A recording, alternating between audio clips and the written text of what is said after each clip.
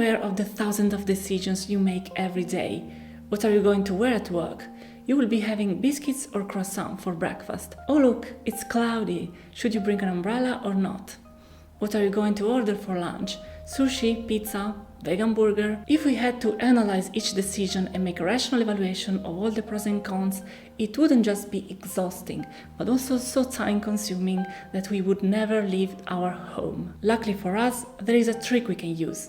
Heuristics. Generally speaking, heuristics are mental shortcuts that allow us to make decisions, solve problems, and make judgments quickly and efficiently. Thanks to these rules, we can go on with our lives without having to stop to overanalyze every small action. For example, if you need to choose what to wear at work, probably you don't choose clothes based on their beauty, whether they are elegant or fit for the current weather, and then try all the possible combinations. Chances are you choose between a limited number of options, the usual couple of blue and grey jumpers that look similar to those your co-workers wear. Maybe this line of thinking won't lead you to make the best possible choice, but it certainly gets you to work on time each morning. So it's clear that using heuristics in our reasoning is useful. They play a key role in solving problems and making decisions. As is often the case though, gaining something on one side means losing something else on the other. On one hand, heuristics save us time and energy. On the other, because of them we lose accuracy and precision and we become subject to biases and fallacies. Here's a question for you. In your opinion, have the homicide rates around the world in the last 40 years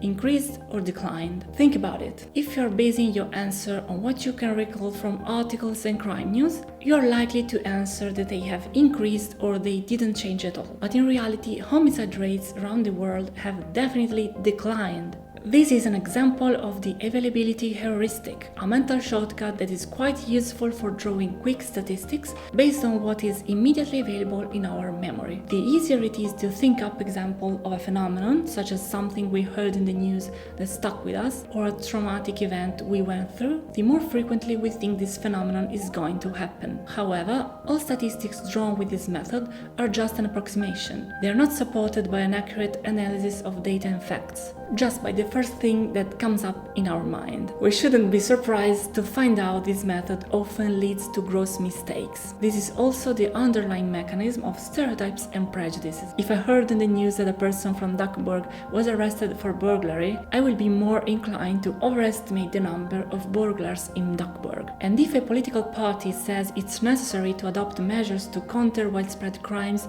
of people from Duckburg, I will think they are right. Although if I look at actual data, Duckburg seems to have the same number of criminals as every other city. So be careful, because your reasoning mistakes might be used to manipulate your opinions. We'll talk more in depth about this in the future. If you have piqued your curiosity, follow us, click on the like button and let us know in the comments what other concepts you would like us to cover in our videos.